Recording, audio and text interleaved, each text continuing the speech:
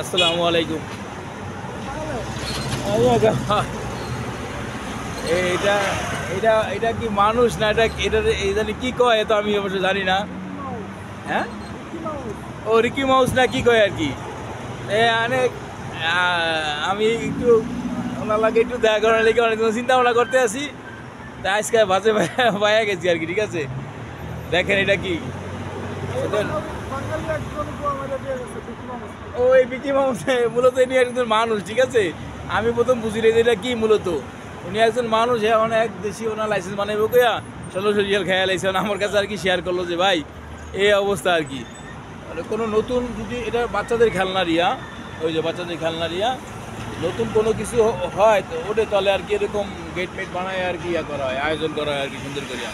আর ওনার কাজ হলো কি এই যে হাতে এরকম ইশারা করা।